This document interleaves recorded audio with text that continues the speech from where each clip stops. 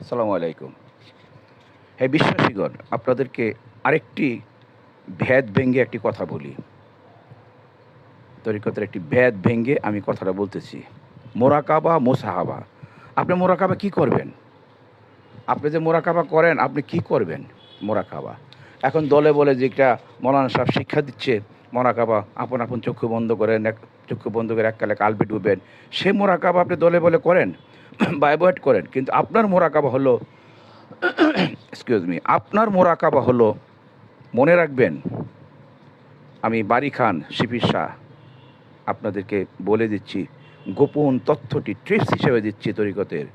আপনি মোরাকাবা করবেন আপনার মুর্শিদের যে বাণীগুলা, যে কথাগুলা, যে উপদেশগুলা, যে আদেশগুলা, সেগুলো ধ্যান করে সেটার অঙ্কগুলি কষবেন।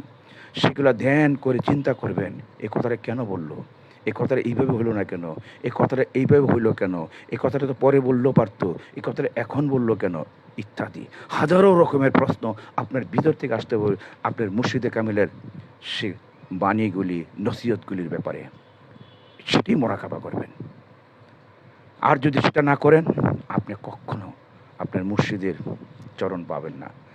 আপনার ধ্যান, চিন্তা, চেতনা, সাধনা, ভালোবাসা, প্রেম, ভালোবাসা যা কিছু আছে সব কিছু থাকবে আপনার মুর্শিদ কেন্দ্রিক। ভুলেও আল্লাহর ধ্যান করতে যাবেন না, আল্লাহকে আপনি খুঁজে পাবেন না, অরণ্য জঙ্গলে হারিয়ে যাবেন। আপনি ধ্যান করবেন আপনার মুর্শিদের।